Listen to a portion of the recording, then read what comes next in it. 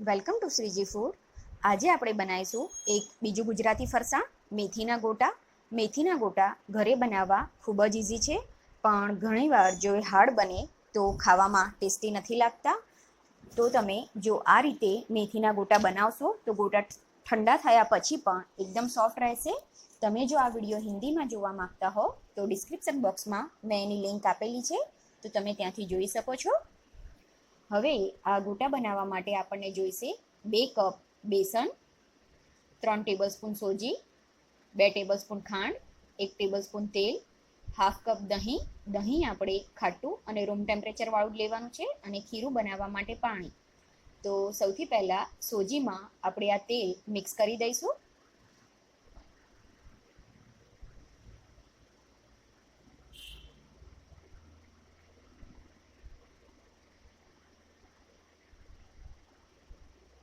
આ મિક્સ થઈ ગયું છે તો એને બેસનમાં એડ કરી દઈએ.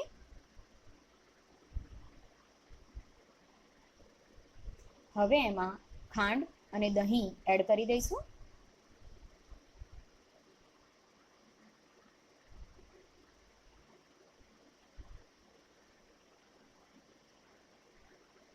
અને થોડું થોડું પાણી એડ કરતા જઈને ગાંઠા કે લમ્સ ના રહે એવું સરસ ખીરું બનાવી દઈશું.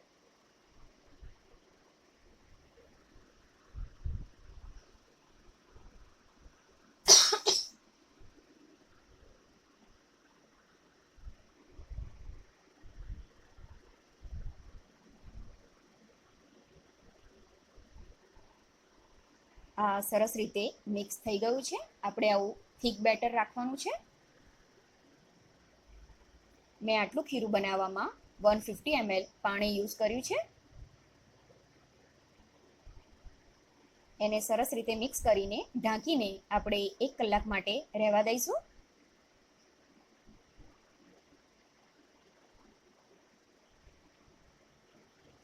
એક કલાક પછી હવે ખીરું તૈયાર છે. હવે એની સાથે આપણને જોઈશે 1 કપ ભાજી. મેથીની ભાજીને મેં ધોઈને સ્ટ્રેનરમાં નીકાળી લીધી હતી, જેથી તેનું પાણી નીકળી જાય. મીઠું સ્વાદ પ્રમાણે, હાફ ટીસ્પૂન ગરમ મસાલો, હાફ ટીસ્પૂન ખાવાનો સોડા, આ રીતે હાથથી લેવલ કરીને લેવો. અને વાટેલા મરચાં 1 ટેબલ સ્પૂન, અને થોડો મરી પાવડર. તમે જો લસણ ખાતા હો તો લસણ પણ આમાં એડ કરી શકો છો. હવે સાથે તેલ પણ ગરમ કરવા માટે મૂકી દઈશું અને આ બધી વસ્તુને મિક્સ કરી લઈશું. પહેલા સ્વાદ પ્રમાણે મીઠું, લીલા મરચાં,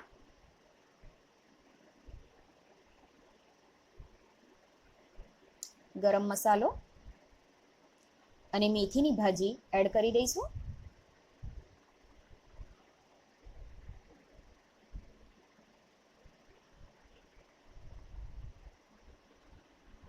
થોડું મરી પાવડર નાખીશું.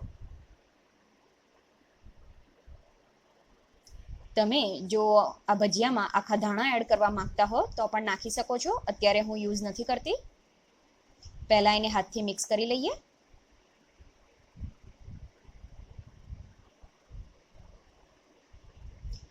આ સરસ રીતે મિક્સ થઈ જાય એ પછી આપણે એમાં ખાવાનો સોડા એડ કરી દઈશું.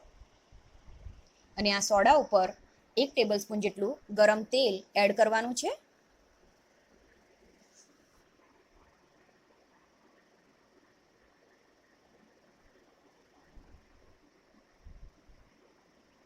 હવે આ ખીરાને એક જ સાઈડ હલાવવું. ક્યારેય પણ મેથીના ગોટામાં હળદર કે લાલ મરચું એડ ના કરવું, એનાથી ગોટાનો કલર એકદમ ડાર્ક થઈ જાય છે.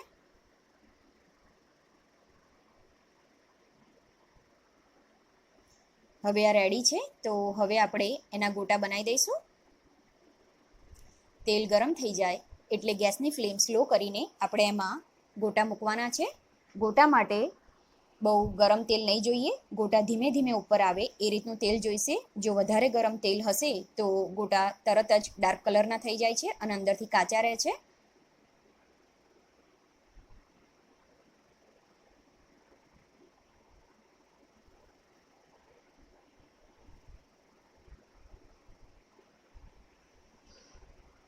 તમે જોઈ શકો છો કે ગોટા ધીરે ધીરે જ એની જાતે ઉપર આવી જાય છે.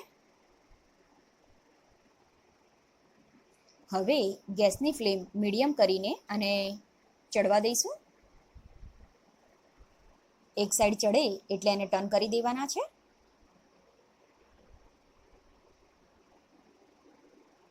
આ થોડા આ રીતે લાઇટ કલરના થાય એટલે રેડી છે. હવે એને એક પ્લેટમાં નીકાળી દઈશું.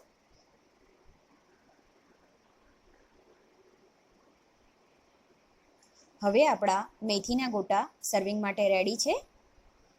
તમે આને કઢી અને લીલા મરચાં સાથે સર્વ કરી શકો છો. ઓલવેઝ આ મેથીના ગોટા આ પ્રકારની કઢી સાથે સર્વ થતા હોય છે. મેં આ કઢીનો વિડીયો મારા ચેનલ ઉપર બનાવેલો છે અને ડિસ્ક્રિપ્શન બોક્સમાં એની લિંક પણ આપી છે, તો તમે ત્યાં જઈને આ જોઈ શકો છો. હવે હું તમને બતાવું કે આપણા આ મેથીના ગોટા કેટલા સોફ્ટ છે. તમે જોઈ શકો છો કે અંદરથી એકદમ એ સ્પોન્જી અને સોફ્ટ છે. આપણે સોજી એડ કર્યો છે, એનાથી આનું ઉપરનું લેયર ક્રિસ્પી અને ગરમ તેલ એડ કરવાથી આ ગોટા એકદમ સોફ્ટ બને છે.